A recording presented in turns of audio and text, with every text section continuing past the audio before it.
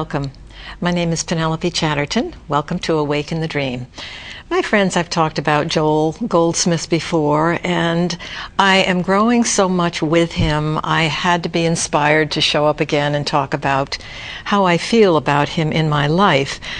When I think of the mentors I've had spiritually that I worked with that are now no longer with me, I realize that by working with Joel, they're much more in my life than they ever were when they were here in their physical bodies, because as you work with spirit and you open up, they just are right there, all those folks that you did your work with. So I want to thank Joel. And it comes from not only his Christian Science background, his business background, my Christian Science background with my dad and practitioners in the 1800s. And it was a piece I never thought I would find that I would vibrate so much to. So I want to talk today about Unfoldment because he's helped me so much to work into a new chapter and to think much more simply about my spiritual journey. When I read Joel, I read his autobiography and I saw his business skills. He was Jewish. He had a mother who was from New York. His parents were refugees and adopted, and they found each other and they had Joel. And his father was quite the business person. His mother comes from a musical family, so it was a nice combination for Joel, who very much loved his mother. He had a very close connection with her. And as the firstborn, he just kept coming back with what he wanted to do with his life. And she just noticed he really needed to go find God. And he said, well, that might work. And it seemed to be a theme in their closeness that she understood him right from the start and that he was grateful for her support because he really loved her so much. He was Jewish. He went to temple, but they weren't very orthodox. They showed up for the big occasions. And he did 36 years of business. He was in the business world. And being in the business world, he helped his dad, who did a lot of overseas selling of beautiful laces and very antique fineries. In those days, before we were churning out lots of clothes, it was very specialized. And Joel went and started to work with him and realized that this was fine. He loved his dad. He learned a lot. And I think if I can just quickly whip through this section, when his father was ill, he really just took over. And for 36 years, he was a sharp business person and a salesperson for one very good reason. He didn't really try to sell. And I like that concept. So not trying to sell, he realized that he cared about who he was working with. He cared about whether they liked it or not. So rather than coming in and saying, you need this and you've got to have this, it was, well, what do you think? Somehow or other, his spiritual nature, his being a gentleman, the real salesperson, he did just very, very, very well. And so it kept him going, and he took care of his mom and succeeded enormously in the business world. And after going through some experiences with his father's death and spiritual healing by Christian Science, by no accident, he had a healing for his dad by a Christian Scientist where he thought, well, why not? I have nothing to lose. And he saw something quite miraculous happen. And of course, that got him started. He got very excited about the idea of spiritual healing. I mean, we all get excited about that thought because it does happen. And on this plane, people can spiritually heal one another that are ready to do that. That's a very high order of which Jesus told us all about how to do it, how to surrender, how to let go, and who we really were. So for 16 years, he immersed himself so much in Christian Science. He became a practitioner, a reader, a lecturer. He had classes. He worked in New York. He worked in prisons. He was very excited about the whole concept of healing and really what the scriptures were about via Mary Baker Eddy, who took scripture and wrote it the way it was supposed to be in truth. And I want to tell you what that was about. Mary Baker Eddy discovered that the truth of all of us is the Christ mind, the spirit that we have within us that's totally perfect and whole and that has everything. She talks about mesmerism, as Joel does, about how when you're born as a human being with all the pitfalls of going through life and all of the challenges and the problems that one has, you cannot escape disease, you cannot escape death, you cannot escape often losing a job or being unhappy or feeling like life didn't have much meaning or finding the wrong partner or the right partner. It really was all about what our human experience is. It's tough to be a human being. It's just plain old hard. And I think the reason Christian Science was so meaningful for him is he believed that we were mesmerized or hypnotized by the earth plane, by all the stuff that's out there. We're born into this knowledge of science and fear, primarily fear. What are we to worry about? What do we defend ourselves about? What do we care about? What's important? And he kind of talked about throwing out a seed if it comes back to you, and it's not good. That the karmic thing is that it comes back on you because God is completely and totally loving and whole and complete. So on that note, if we're dealing with completion and that we have everything, and then in fact, I love the idea that we really are in the Garden of Eden now. We never left. There is a God that is part of us. I and my Father are one. Jesus taught this. Joel just wants us all to really understand how much that is important about. God is love. You didn't take the 10 Commandments and all the things you could worry about or have to be. You just had to know God was love. Love your neighbor as yourself. End of story. Simple and healing and kind of not. It's hard on this plane to sort of get that is where we have to go because there's so much to cut through. Consciousness is raising. It's getting easier and easier with all the folks that have been on Awake in the Dream that are talking about how they woke up and what consciousness is for them, how they felt whole, what they had to pour out of them. And of course the secret is always you take your gem and you give it away and you have eternal life. You have peace, you have joy, you have wealth, you have abundance, you have everything. And why I like Joel so much is I like simplicity because I, in my sensitive nature, just take in a little more information than I care to, and I have to be careful and be on guard because fear can crop up when I don't like it or I don't want it, so I have to be on my toes. And thanks to Joel, he's giving me these simple principles. God is love. Wait for the still small voice. Meditate. He really worked hard. After the Christian Science experience, he realized organized religion was not for him. He needed to go where he could feel a little unbounded, a little freedom in seeing every man, any race, creed, religion as being receptive to spirit. He didn't want any separation via an organization which had policies and political stuff going on, and before you know it, there is defensive behavior. All the traits of human nature can come out in business, and he wanted it to be so pure that he invented a program called, or a wave or a movement called the Infinite Way. And the Infinite Way, of which he's written about 32 books, are really explaining this simple path to finding the still small voice. The still small voice is there for all of us.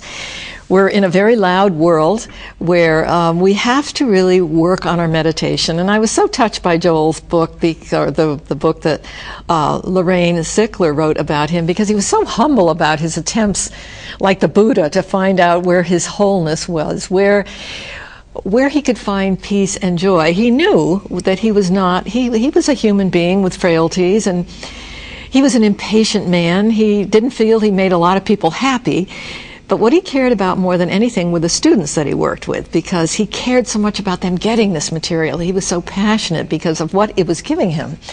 He did leave this dimension and come back with what often many folks do who study spirituality as you are, given that glimpse.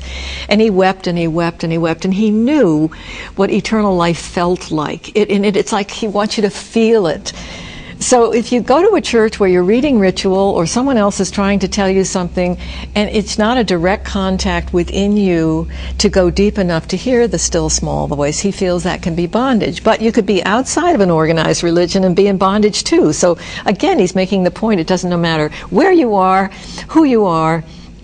Spirituality is something that should not be framed in a way where it separates you from anyone else, and it's available to everybody. Everybody is a preacher, everybody is a teacher, everyone is a spiritual being with everything that Jesus had.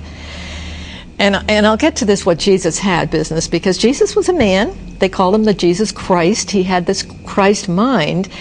But Jesus kept trying to tell his disciples, the mind that is in me, I and my Father are connected. If you're looking at me, you're looking at the Father who is speaking through me. This is within you too. You have the Christ mind. So he came to wake us up to say, look, greater things than this ye shall do. You know, take it and run with it, work with it, find it, meditate, find the still small voice. I and my Father are one. I am. He had these beautiful sayings that just tried to help you. Omnipotence. I am omnipotent. He tried to give you buzzwords so that during your day that you can remind yourself who you really are. So starting the day in meditation is critical. You lay the groundwork for the day. And it's fun, and it becomes such a beautiful habit. I mean, you carry it with you everywhere. You wake with it, you embrace it, you smile with it. And Joel was very interesting. He always talked to his father like a father, you know, very intimately. Okay, and we all can do that too. But the petitioning and the pleading for God to do anything for us, to give us anything, to solve any problems, was not something that he recommended. First of all, God doesn't listen to all of that. If we're talking about divine love and spiritual energy that is just so beyond words, just know that if that's within you, the job isn't to ask for anything, it's to relax and rest in it.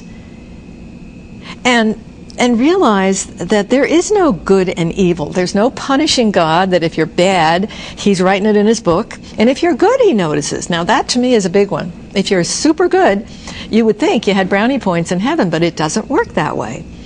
There's just this overwhelming flood of peace and joy, which, once you do this work, all the side effects to the relationships, the abundance, the peace, the joy, the right job, everything will happen to you because God is breathing into you and speaking to you all the time. What you pick up on is something you got to do. So he talks about discipline of soul being incredibly important. You just have, well, eventually you don't have to, but you will do the work, because all the avenues of being human in this world will take you there, because everything is going to fall short. We all ultimately want to feel joyous and happy and have everything happen to us where we don't plot it, we don't control it, we don't ask for it, we let go of everything. Now, I need that kind of simplicity. I need that. And I think people are looking for something as they grow spiritually. It's got to be simpler and simpler. Surrender. Give it over. And by giving it over, it's not with a request. God knows the prayers of your heart. If you trust that he's greater than you are and he created you, you got to know he knows everything. So trust. Understand that bit of knowledge. He knows everything you need and that you're concerned about. You do not have to ask. Your job is to get grounded, centered, and rest in him. The still small voice is dying to come through, and it's coming through whether you're listening or not. So you have to plug in. And you have to understand that if God is only love, that, and Jesus, when he went to the temple as a rabbi and realized the Hebrews were not the only ones that were going to hear his message, the Gentiles needed to hear, and that caused a ruckus. But once again, everybody, every soul, no one has ever died here, by the way. I love the way he says that. Not one person has ever died on this planet, because, of course, eternal life is there. Yes, we have a transition. He has a book called Parenthesis in Eternity, where you come for a little while and put the parentheses on it. Do what you can with your spiritual growth. Grow, learn, and when your time is up, it'll just happen where you'll be ready for another dimension. Because we're trying to get to that fifth dimension. We're trying to get to that place where we walk on water. We don't react to everything. We know what everything means. We know nothing is good, nothing is bad. There aren't two worlds, there's only one. There's only one vision, and that's the one that we all have, and it's built in. It's a gift. So gratitude is an important part of Joel's teaching. Yes, giving thanks constantly. Think of it. I mean, think of what you've got for tools. The grace within you. The grace is the gift. It's always there.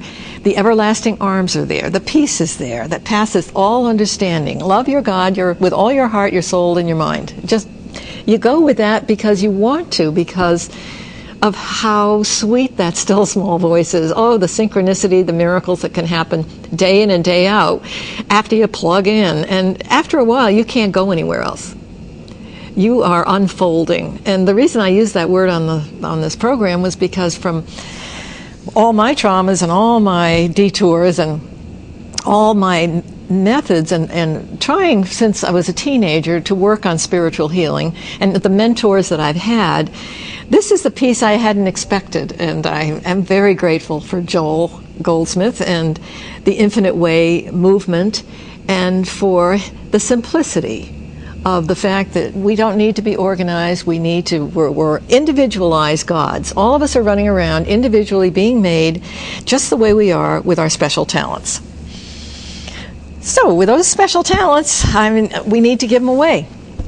You can be a painter, you can be a musician, you can be an author, you can be a dancer, you could be blind, you could be deaf. There is something for everybody to do. There's a reason to come here. If it's for a short time, we don't look at years. It's what are you doing here? You know, are you growing?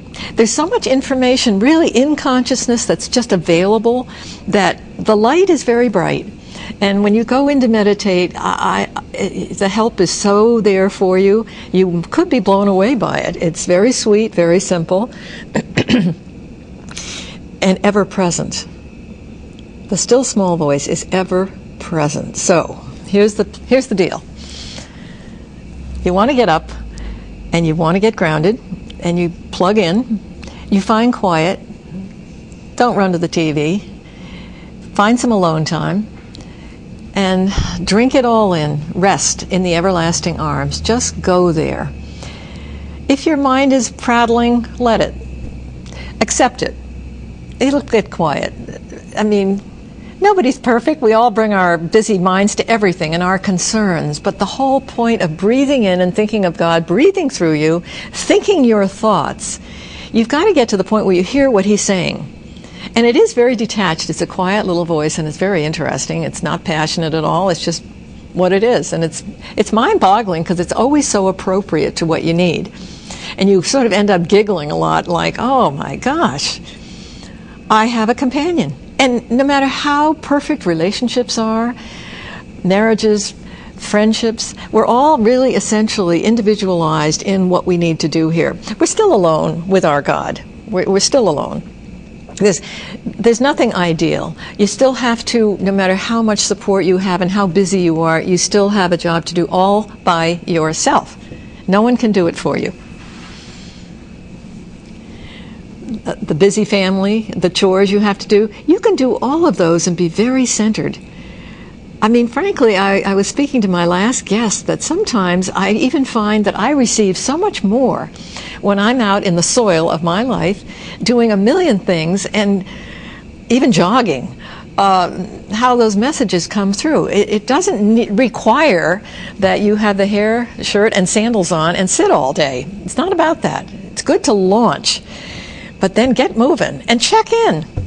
You know, just check in. You will start to do it so automatically. It just will keep coming to you because you'll miss it. We're conditioned here.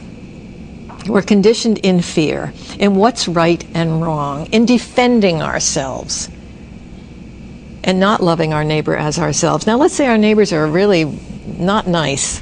All right, if the best you can do is shift it into seeing who they are, and if they're not interested in it, that doesn't matter. You're going to see them where they really are anyway, because that will give you peace. See them for who they really are. It's the ticket. It's the ticket. So my friends, I do have to recommend Joel Goldsmith. If you have read him, I'm sure you know what I'm talking about. He's all into accepting our inheritance, accepting all the gifts that have been given to us, teaching, giving it away, activating it, sharing it, being excited by it. There's joy and there's happiness, and all of the things are added unto you as you do this. You just love the Lord your God with all your heart, your soul, your mind, and all things will be added to you. The crooked ways are made straight, they say. The mansions are prepared for you. And it's very charming the way this yellow brick road really works itself out. And it's a journey, and it's a parenthesis, and it's an opportunity to come in and find out what works for you. Now, when you think of the unfoldment you've had in your life where you were at a different stage and you loved what you were doing and you worked it really hard and you got good at it, and then it opened you up to something else and you got really good at that, but you were always excited. I recommend highly you stay excited. If your parents wanted you to be a doctor and you hate it, or it's the last thing you wanted to do, don't listen to anybody else. Go within yourself. Find your own talent. Dare to say, I'm going to do what I love, because that's when everything follows from that. We're meant to come in and dare to be who we really are. I mean, if you really talk this way to folks and you find that they're either laughing at you or talking behind your back because you sound like a maniac, beware. And this is where Joel has been helpful to me. Don't throw your pearls out there with somebody who's going to say, oh my God, she's whacked. She's lost it. How dare you say I'm whole, complete, and perfect? Look at the mess my life is. Well, they are wrong. They can see it that way, and it'll all keep coming back on them because that's what they believe, but that isn't the truth. And that's where the rough pitfalls of being a human being really work for us, because sooner than later, you don't have to understand this now, but you have to sooner or later, because everything's going to fall short of this ultimate place to enjoy your life and to walk on water and to be well and not worry about disease and worry about everything and being poisoned and, there's just so much fear. And companies trying to sell you stuff because you need it for this, that, and the other, and you listen to it and you think, oh, I better go get that. Meanwhile, you're constantly getting information about fear and about people wanting to use you to make money off of, to sell you something that frankly might not be good for you. But they don't care about that. So you've got to have the strength to say, wait a minute, if I'm whole and complete and I'm doing this work, then I want to shoot for being disease-free. I want to be eternal. I want to make my transition easily. I don't want to get old and I feel old. I want to be a kid. I want the passion that I had at 14. All of that is possible, but it is up to you to dare to put away all the myths that you're listening to about what it's supposed to look like. Yeah. You look around you and you see people who do accept their plight. They think, well, my mother had this disease and this person had it, so of course I'm next. And you almost want to program it because somebody told you that. And you kind of like living in that way. You like living in fear because it's comfortable. It's what we're used to. So it's funny how we do that. It's familiar. So sure, why not? I'm ready for the next one. And I'm not so sure. Sometimes people are so miserable that they just wouldn't like to be wiped out. But, they're not going to have that choice. They can succumb to this plane if they want and then come back for round 2 with whatever they need that will be given to them. Or they can have some fun being a kid right up until the last minute. They can realize they can get younger, happier, and freer and more abundant and everything they could ever dream of. So in my last 5 minutes, I'm going to try and wind down here with Joel and unfolding and really just gratitude for the fact that he lived in 2 worlds and was determined to live in the one. And when he was in agony about it or felt like a failure, what I loved about his autobiography is he just was so open and human and vulnerable. It's a beautiful thing. Because when you're like that, you attract souls that also relate to being, lost. It's like, oh, you're not the only one. Other people have been in this place. Jesus was such a master. His message was beyond simple. I and my Father are one. You do not see me. You hear him speaking through me. You all have that. I love the fact there's nothing rewards for good and evil. Forget it. There's just this massive, gorgeous energy that if you surrender into it, life will happen to you. You want things to happen to you. Don't plan, don't control, don't pray, don't plead. Don't think if you're out there, bowing and scraping and hoping people will look at you that you're reverent. That's not going to work. You just have to. You can go into a church that's very organized and be a total mystic and totally be free there. So it's not to say that it can't work there, but as I say, you could be in bondage not being in a church, or free not being in a church or a synagogue or whatever. But we need to really change our minds about what the world looks like. We need to stop defending ourselves, dare, frankly, to stop competing, to dare to look at our enemy. Love thy neighbor as thyself. Look at our enemy. That's huge. To really be able to do that, to know they're lost and that they're whole and pure within, that's a task. And our enemies are our teachers. Anytime we project onto someone something we see and we're sure we're right, it's got to be because we know about that, because kind of we do that. It's part of what we are when we see it in someone else. So really we're always projecting onto someone else as to what we think we see. And what we make up may be a correction for us to say, whoops, I'm being hard on myself. I need to shift this totally so that what I am looking at can actually have the freedom to turn around.